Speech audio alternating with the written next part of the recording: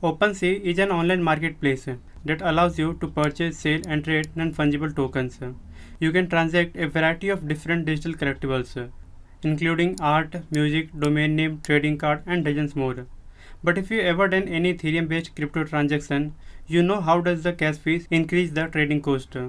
OpenSea was initially powered by Ethereum smart contract, but has now also added support for the Solana chain. Additionally, it now uses the Ethereum's Layer 2 protocol to decrease the trading cost while increasing the execution speed. NFT can be purchased using Ethereum's own token, which is known as Ether. On top of that, more than 150 other currencies such as DAI or UNI are also accepted on this platform. In order to make a purchase, you simply need to connect the crypto wallet, such as Metamask, and then the digital collectibles can either be bought directly by accepting the fixed price the seller set or by bidding on it. That means leaving the seller to either accept or decline the offer. Similarly, if you intend to sell something on the platform, you simply connect your wallet, upload the NFT you intend to offer, and set a price for it. And then you are ready to sell your NFT. OpenSea furthermore lists all the past transactions such as sales, transfer, bids, and even more. And that allows interested buyers to track the value and interest in the asset over time. More than 34 million NFTs have been uploaded on OpenSea, and these are traded by the 300,000 plus users that are part of the platform. So before we move, let me inform you that if you want to understand the business model of Metamask, you can click on the I button or visit the link in the description. So far we got to know some basic things about the OpenSea. Now let's know how a Wi-Fi sharing company turned into a $1 billion NFT marketplace.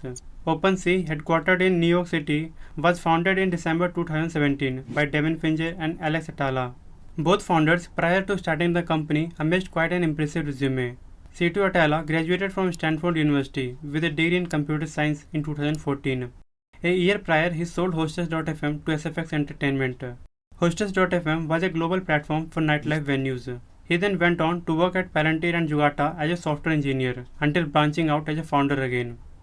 In 2016, he launched What's Goodly, a social polling platform that he grew to over 300,000 plus users.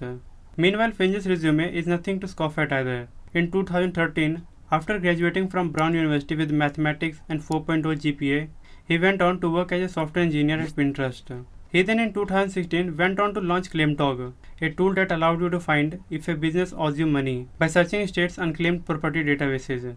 He successfully sold the company to Credit Karma, where he stayed on as an engineering manager until starting OpenSea.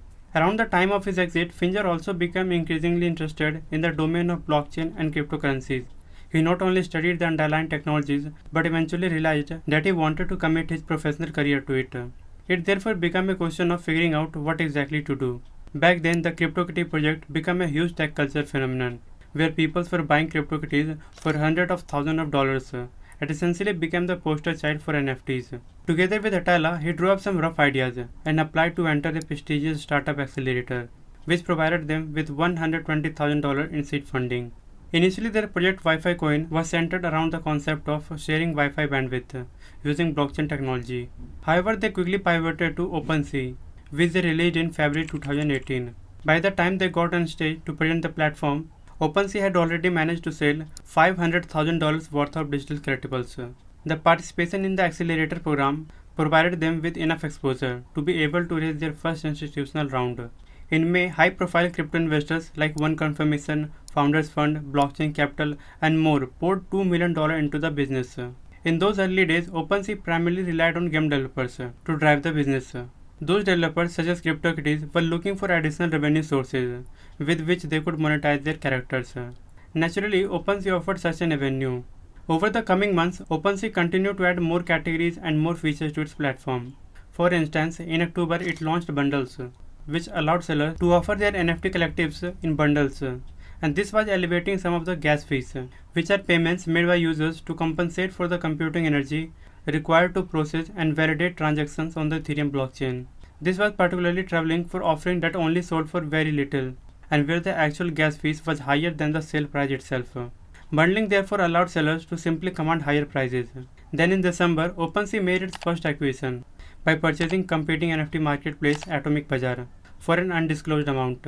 The acquisition also extended the number of features that OpenSea was able to offer, such as item-to-item bartering. Throughout 2019, OpenSea continued to add more features to its platform, while partnering with various artists and developers.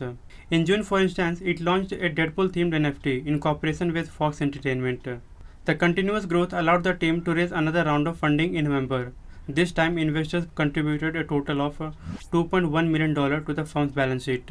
By the end of the year, OpenSea was considered to be the undisputed leader among the NFT marketplace. At the same time, company has already become profitable. 2020, fueled by stay-at-home orders as a result of the coronavirus pandemic, was certainly no exception in terms of continuous growth. However, 2021 would become the year that finally propelled the company to completely new heights. First, it started the year by raising $23 million from Anderson Horowitz and angels like Mark Cuban and Alex Ohanian. Over the past 6 months, transaction volume on the platform had grown 100-fold, with the daily volume exceeded $10 million. A month prior, an NFT called Beeple had been sold on NFT Gateway for a record-breaking $6.6 million, officially reigniting the interest in the domain, and OpenSea was there to fully take advantage of it.